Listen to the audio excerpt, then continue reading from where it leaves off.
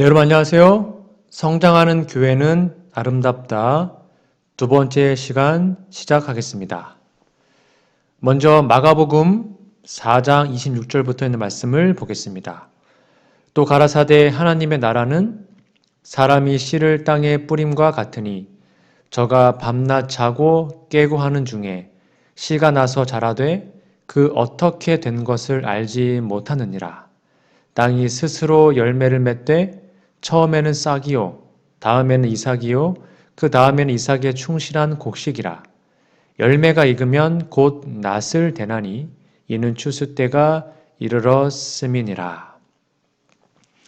지난 시간에 건강한 교회란 무엇인지 제가 설명을 좀 드렸습니다. 우리가 뉴스타트 8가지 법칙이 있듯이 건강한 교회에도 8가지의 성장 법칙이 있었습니다. 기억나십니까? 이 8가지 중에 특별히 지난주에는 첫 번째, 사역자를 세우는 지도력. 그래서 목회자는 반드시 성도들에게 일을 위임하고 함께 동역하는 삶을 살 때 그 교회는 부흥할 수 있다 라고 말씀드렸고요. 두 번째는 은사 중심적 사역. 즉 뭔가 일을 맡으면 자신의 힘으로 하는 것이 아니라 하나님의 성령의 은사를 받음으로 사역을 하고 은사에 맞게 일을 배치해야 된다라고 말씀을 드렸습니다. 오늘은 세 번째, 열정적 영성에 대해서 좀 말씀드리겠습니다. 여러분, 열정적인 영성, 이것을 빼고 건강한 교회를 상상할 수 있을까요? 불가능하죠. 이 열정적 영성은 건강한 교회의 필수 요소입니다. 어떤 교회든 이것이 없다면 자동적으로 건강을 잃게 됩니다.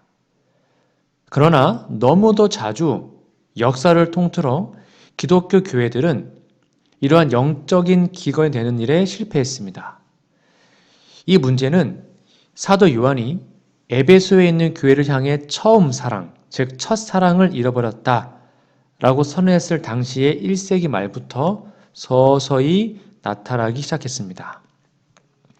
사도 요한에 의하면 이 열정적인 영성의 상실은 초기 기독교회의 문제였을 뿐만 아니라 마지막 시대의 교회, 즉 라오디게아 교회의 문제이기도 합니다.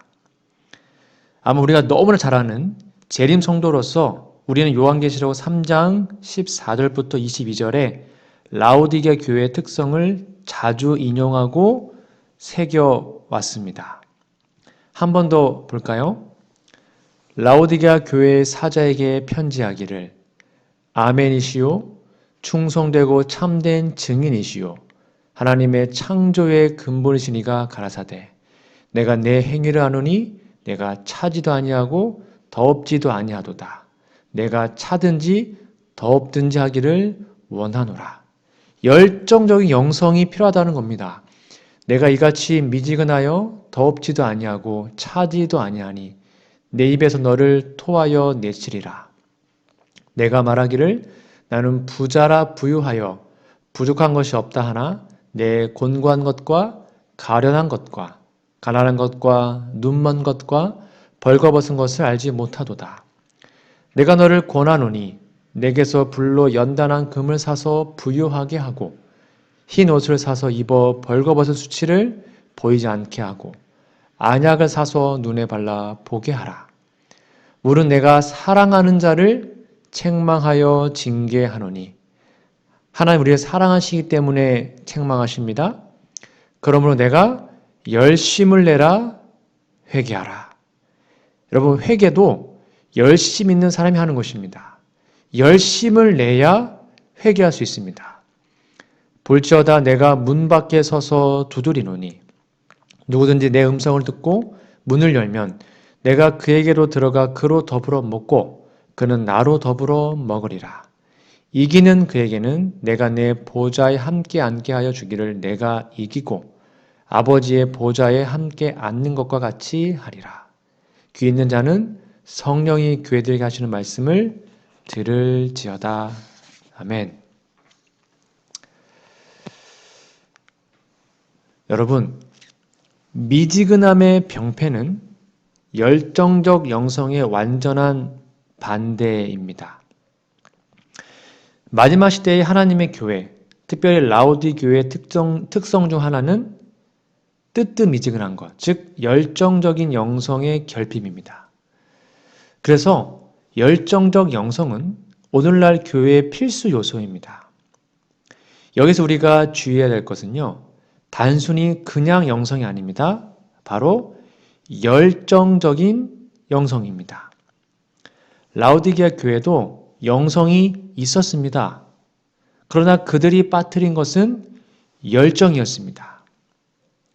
즉, 열정적인 영성을 갖고 있는 사람은 예수님으로 인하여 흥분된 사람입니다. 예수님 생각만 하면 가슴이 뛰어서 견딜 수 없는 사람들입니다. 그들은 하나님을 향한 강렬한 사랑을 갖고 있습니다. 그래서 기독교는, 종교는 일주일 중에 하루만 믿는 종교가 아니라 예수님의 사랑이 그의 삶 전체를 지배하는 종교가 되는 것입니다. 여러분 한번 상상해 보실 수 있습니까? 열정적인 그리스도인으로 가득 찬 교회. 딱 들어갔더니 막 교회 안에 뜨거운 열기가 가득 뿜어져 나오는 그런 열광적인 교회를 상상해 보셨습니까? 여러분, 그런 교회는 불신자들을 자연스럽게 끌어당기는 힘이 있습니다. 만약 사람들이 주님을 위해 정말로 불타는 열정을 가진 교회를 보게 되면 그들은 문턱이 닳도록 드나들 것이고 많은 사람들이 그 교회 안으로 들어가고 싶을 겁니다. 뭔가 교회에 힘이 있으니까요. 예수님께서 지구 역사의 마지막 때에 원하시는 교회가 바로 이런 교회입니다. 교회는 단순히 문화적인 것에 속한 것이 아니라 현실 속에서 위대한 왕이신 예수님의 임재를 경험하는 겁니다. 열정적인 그리스도인들은 기쁨이 넘쳐흐르고 전염성이 있는 열광적인 믿음을 실천할 것입니다. 예수님께서도 자주 열정적인 영성에 대해서 말씀하셨습니다. 그 당시에 진부한 형식주의에 얽매여 있던 바리새주의, 그 유대교와는 정면으로 반대되는 그 열정적 영성을 예수님은 강조하셨습니다. 마가복음 12장 30절 말씀 볼까요? 내 마음을 다하고 목숨을 다하고 뜻을 다하고 힘을 다하여, 한마디로 뭐예요? 열정적으로 주 너의 하나님을 사랑하라 하신 것이요라고 말합니다.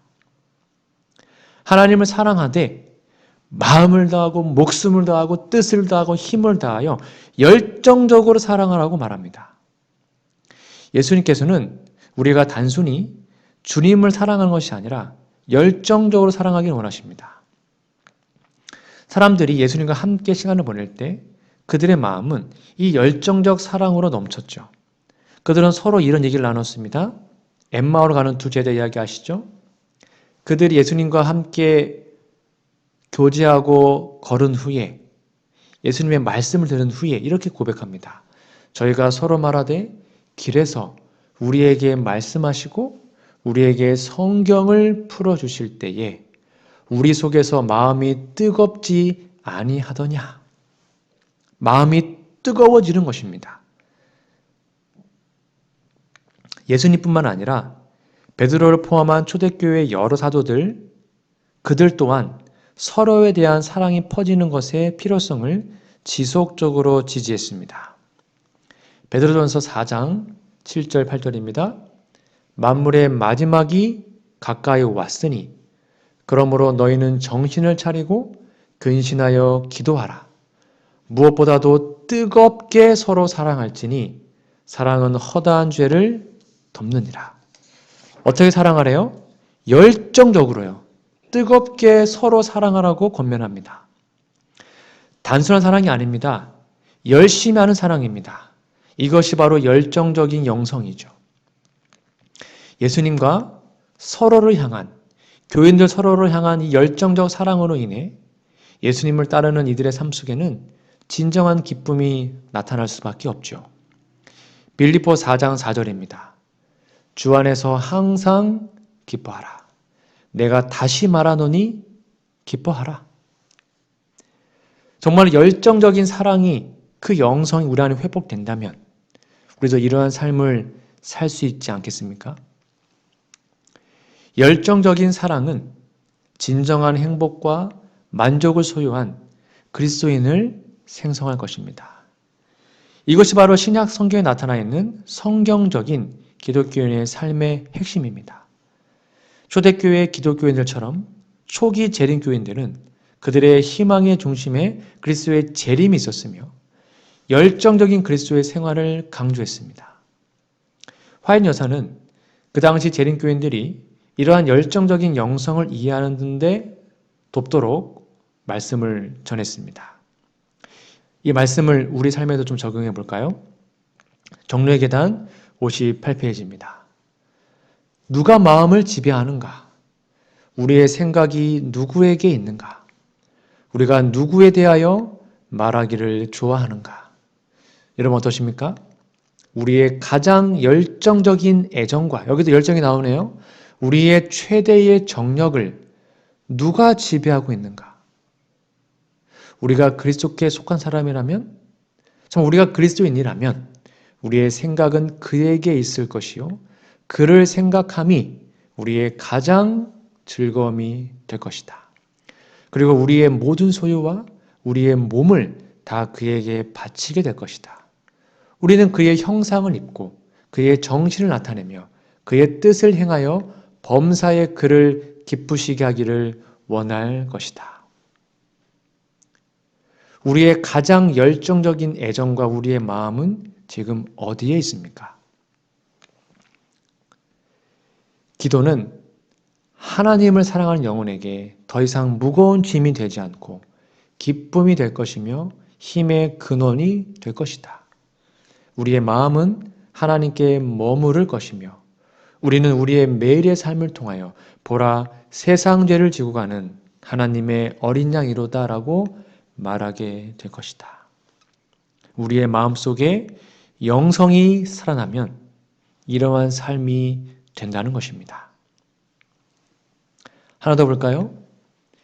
그리스도를 높이고 그와 같이 되며 그를 위해 일하는 것이 삶의 가장 고상한 목표이자 큰 기쁨이다.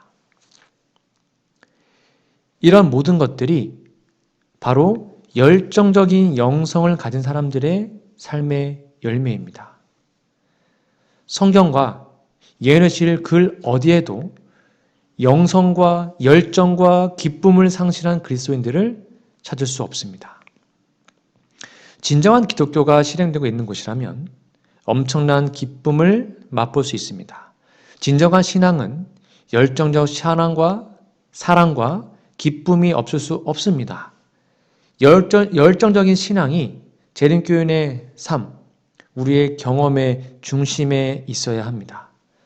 그러므로 우리는 이러한 열정적인 영성을 향상시키고자 끊임없이 노력해야 합니다.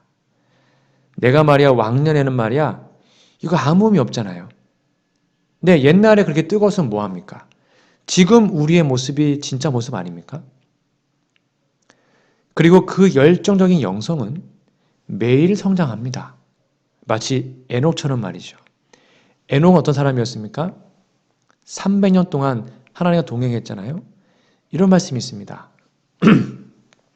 부조한 선지자입니다. 살 날이 얼마 남지 않았거나 예수의 재림이 임박함을 안다면 훨씬 더 열렬하고 헌신적이 되지 않을 그리스도인들은 거의 없을 것이다. 다 그러겠죠. 그러나 에녹의 믿음은 세월이 흐를수록 더욱 강해지고 열정적으로, 그렇죠? 그의 사랑은 더 열렬하게 되었다. 그게 에녹의 모습이었습니다. 300년 동안 에녹은 하늘과 조화되기 위하여 영혼의 순결을 추구해 왔었다. 그는 3세기 동안 하나님과 동행하였다. 무려 300년 동안이요. 날마다 그는 더 밀접한 연합을 바랐었다. 어제보다 오늘 더 믿음이 성장하고 오늘보다 내일 더 영성이 자라나는 삶이 에녹의 삶이었습니다. 근데 그 에녹은 이렇게 나와 있습니다. 이 선지자 에녹의 경건한 품성은 그리스도께서 재강림하실 때 땅에서 구속함을 얻을 자들, 우리들이잖아요. 남은 자손, 우리들이 달성해야 할 거룩한 상태를 대표한다. 그러므로 마지막 시대에 정말 살아서 승천할 사람들의 특징은 에녹처럼 날마다 열정적인 영성이 자라나는 사람들입니다.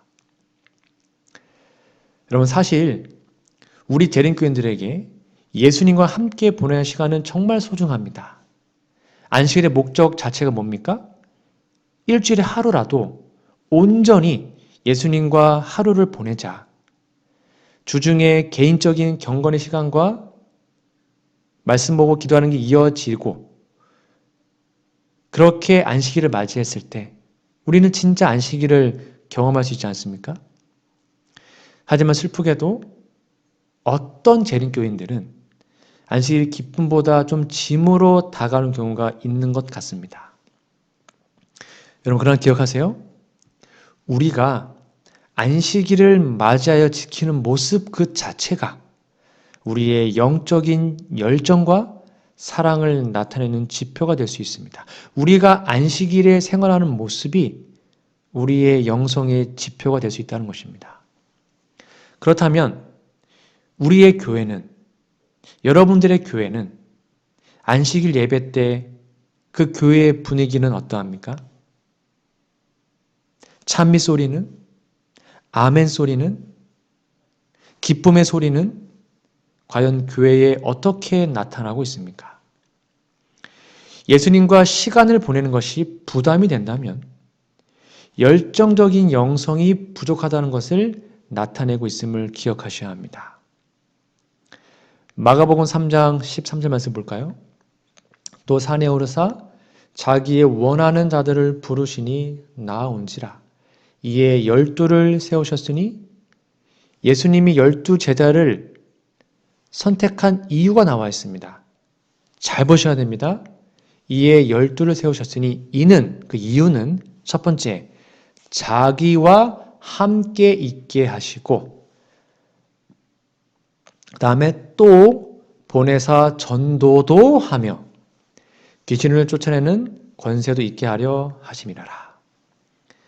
여러분, 예수님께서 12 제자를 선택하신 첫 번째 이유가 뭐예요?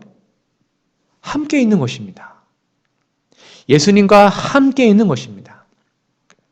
예수님과 함께 있고 그 다음에 전도도 하게 하셨습니다. 혹시 우리 안에 이러한 열정적 영성이 부족하다면 그 이유가 무엇일까요? 하나님과 함께하는 시간이 부족하기 때문입니다. 우리가 하나님과 함께하는 시간을 늘린다면 우리는 잃어버렸던 열정을 다시 회복하게 될 것입니다. 반드시 그렇게 됩니다. 우리의 참된 친구 되시는 예수님과 함께하는 시간을 가지십시오.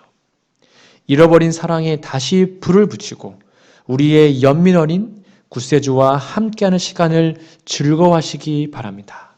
더 많이 기도하고 더 많이 말씀 보고 더 많이 교제하시기 바랍니다. 그 기쁨과 열정적인 사랑이 다시 또 다시 우리 교회에 올 1년 동안 함께 하시기를 간절히 소망합니다. 네 번째 특징은 기능적 조직입니다. 여러분, 기능적 조직이 무엇일까요? 그렇다면 어떤 조직이 기능적이지 않을까요? 누가 과연 비기능적인 조직을 원할까요? 그런데 불행하게도 현재 재림교회의 많은 부분은 혹시 비기능적인 부분이 있지 않나 모르겠습니다. 건강한 조직은 분명히 기능적인 구조를 갖추고 있습니다. 반대로 더 이상 재구실을 하지 못하는 구조로 이루어진 교회는 곧 쇠약해질 겁니다. 우리가 기능적 조직이라는 용어를 사용할 때 주로 교회의 사명을 지지하는 구조, 즉 복음을 전파하는 구조에 적합한가? 그거를 살펴봐야 합니다. 예수님은 마태복음 28장 16절부터 20절까지 대사명, 그러면 너희는 가서 모든 족속을 제자를 삼아, 그 내용 아시죠? 그 지상명령과 대사명을 이루기 위해서 교회를 세우셨습니다. 그러니까 교회의 사명은 복음 전파죠. 이 약속을 지키려는 그리스도의 사명을 이루는 교회는 그리스도께서 대사명을 이해하는 것에 초록할 것입니다. 그러나 일부 교회들은 과거의 조직에 묶여 그리스도의 사명을 수행하는 것보다 과거의 틀을 유지하는 것에 더욱 큰 관심을 두는 것 같습니다. 그렇다면 과연 현재 재림교회는 복음 전파에 재정을 많이 씁니까? 아니면 조직을 유지하는 데 더 많은 재정을 쓰고 있는 것 같습니까? 만약에 복음 전파보다 어떤 교단의 조직을 유지하는 데 더 많은 재정이 들어가고 있다면 우리 좀 고민해 봐야 하지 않겠습니까? 과연 그 조직이 기능적인가? 초대 교인들에게 교회는 예수님의 명령, 대사명, 즉 선교를 이행하기 위해 조직된 거예요. 그게 교회의 목적이었습니다. 시간, 은사, 재정, 그 모든 것은 교회의 사명인 선교를 성취하기 위해서 활용되었습니다.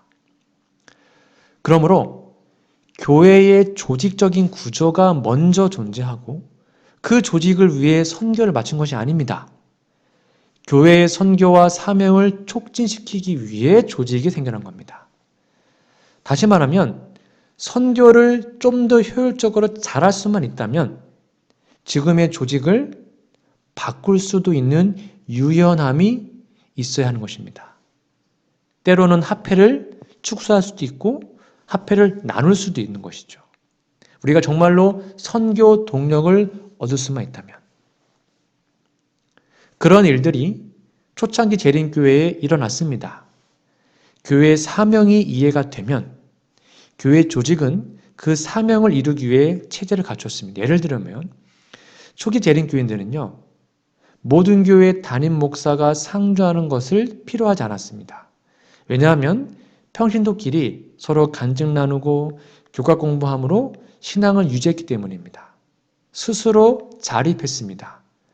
그러나 말씀에 관한 관심이 증가함에 따라 재림교인들은 곧 자신의 사명을 수행하기 위해 목회자들을 고용할 필요성을 느꼈죠. 이러한 필요성을 느낌으로 인해서 교회의 사명 성취를 위하여 조직적인 구조가 창조된 것입니다. 그런데 초창기 재림교회는요, 어떠한 조직을 세우는 데 있어서 부정적인 성향을 가지고 있었습니다. 왜냐하면 대부분의 재림교회 선구자들은 일반 개신교회에서 쉽게 말하면 이렇게 쫓겨남을 당했기 때문입니다. 그래서 조직화하는 것에 대해서 반감을 가지고 있었습니다. 그러나 하나님의 뜻과 많은 토의의 결과로 조직을 이루게 되었죠. 그러므로 효율적인 조직은 교회 사명의 성취를 위하여 절대적으로 필요합니다. 조직 자체를 뭐라는 게 아닙니다. 효율적으로 조직한 거 필요합니다. 이것이 바로 제임스 화이트과 엘렌 화이트 여사가 효율적인 사명 중심의 조직의 필요성을 강조한 이유입니다. 화이트 여사는 조직을 반대하지 않았습니다. 목사에 보면 26페이지입니다. 신도수가 늘어나게 되자 어떤 조직 형태가 없이는 대혼란이 생기고 사업이 성공적으로 수행될 수 없다는 것이 분명해졌다. 목사의 부양, 새 지역의 사업 수행, 무가치한 교인들로부터의 교회와 목회직 보호, 출판서를 통한 진리의 간행, 그 외에 다른 많은 목적을 위해서 조직이 불가피해졌다. 여기 우리가 주목해야 될 것은 조직은 교회가 신도수가 늘어납니다. 교회가 성장했습니다. 그래서 선교 사명을 더 잘 이루기 위해서 생겨났습니다. 다시 한번 말합니다. 조직은 항상 복음 전파를 잘할 수 있도록 도와주기 위해서 생겨난 겁니다. 반대로 선교 사명이 조직에 맞춰지게 되면 그 역기능을 하게 됩니다. 그것 또한 화인 여사의 권면에 기록되어 있습니다. 교회 증언 4권 602페이지입니다. 사단은 하나님의 사업이 어리석은 형식, 이 조직을 의미합니다. 비대해진 조직을 말하는 거예요. 어리석은 형식으로 퇴보되고 영혼들을 구원하기에 무력해지게 하고자 끊임없이 활동하고 있다. 일꾼들의 정력과 열성과 효능이 모든 것을 지나치게 체계적으로 하고자 하는 노력 때문에 죽어버린 반면에 이 복잡한 기계, 거대해진 조직을 작동시키기 위해 목사들이 할 수밖에 없는 무거운 활동은 너무나 많은 시간을 빼앗기 때문에 영적인 사업은 등한해진다. 그리고 경영되어야 할 너무도 많은 것들과 함께 이 사업은 매우 큰 액수의 자금이 필요하기 때문에 사업의 다른 분야들은 적절한 관심의 부족으로 말라 죽을 것이다. 무슨 말입니까? 기관 주인은 죽음으로 가는 길이라는 겁니다. 지역교회가 살아야 됩니다. 지역교회에 힘이 더 실어줘야 하죠. 근데 이런 혹시 조직이 비대해지고 거대해져서 비효율적이라면 어떻게 선교 사명을 잘할 수 있을까? 어떻게 하면 효율적으로 할 수 있을까를 고민해 봐야 하는 것입니다. 우리는 교회 조직에 대하여 철저히 믿고 있다. 그러나 우리가 일해야 할 방법을 어떤 틀에 박힌 일정한 원칙을 따라 해서는 안 되는데 그 이유는 꼭 같은 방법으로 모든 인간에게 접근할 수 없기 때문이다. 조직 필요합니다. 근데 그것이 과연 선교 사업에 얼마나 유용한가를 고민해 봐야 하는 것입니다. 초기 재림교회 선교자들은 매우 신속하게 조직의 필요성을 깨달았습니다. 다시 말하지만 질서 있는 조직은 필수적입니다. 선교 사업은 이 두 가지를 배제하고는 아무것도 이룰 수가 없어요. 그러나 문제는 시간이 흐르면서 조직이 지속되고 때로는 그저 조직이 유지되기 위해서 존재한다면 사명의식이 흐릿해질 수 있다는 거죠. 따라서 교회에서 조직의 다양한 부분을 정기적으로 검토하고 교회 조직들이 그 사명을 성취하는 것에 조력하고 있는지에 대해서 자문해 봐야 합니다.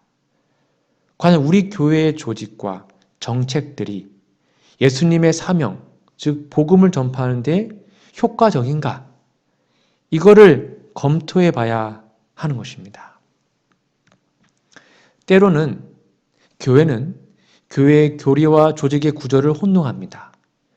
그리스도의 말씀은 변하지 않았습니다.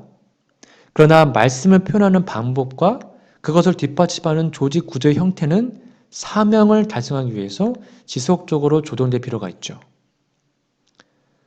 즉 교회의 조직 구조가 사명을 이루는 데 있어서 장애물이 된다면 그것은 구조와 조직을 좀 변경해 볼 변화가 있어야 될 필요가 있다는 것입니다. 변화하는 조직의 모습은 재림교회 역사에서 나타났습니다. 초기 재림교회는요, 약 40년 동안 모든 사안을 대총회 위원회에서 결정했습니다. 그러나 점점 교회가 부흥함에 따라 전 세계적인 교회로 성장하였고 결국 현지의 상황에 맞춰 의사결정할 수 있도록 1901년에 교회 조직이 새롭게 재구성되었습니다. 이를 통해 교회의 선교 사명을 더 효율적으로 이룰 수 있게 된 것입니다. 이것은 성도들로 하여금 조직의 구조가 영원히 완전할 수 없다는 것을 이해하는 데 큰 도움이 되었습니다. 우리 재림교도 있었잖아요. 옛날에는 중한대회였다가 동중한, 서중한으로 조직이 나눠졌잖아요. 그렇게 언제든지 조직을 개편할 수 있다는 것입니다. 좀 더 효율적으로 할 수 있다면. 자, 그러면 우리 교회는 어떠합니까? 이 원칙은 지역교회도 동일하게 적용됩니다. 지역교회가 때로는 과거의 전통, 과거에 얽매여서 노예가 되기도 합니다. 여기에서는 지금까지 그런 식으로 일하지 않았습니다. 저도 그런 말 정말 많이 들어봤습니다. 지금까지 그렇게 한 적이 없습니다. 안 됩니다. 우리들의 교회는 어떠합니까? 여러분 정말로 선교를 할 수 있다면 예배 형식도 바꿔보는 것입니다. 때로는 안식학교를 앞에도 해보고 다시 뒤에도 해보고 아니면 한 달에 한 번이라도 우리 청년들이 젊은 세대들이 안식 아침 일하기 힘들다면 안식 오후에 오후 예배도 한번 드려보고 교과반도 좀 다양하게 나눠보는 것입니다. 무조건 안교 교과반 하는 것이 아니라 새신자반, 제자훈련반, 성경연구반, 예언의 통독반, 예언연구반, 다니엘서 공부방 이런 것들 그렇게 다양하게 한번 해보는 것입니다.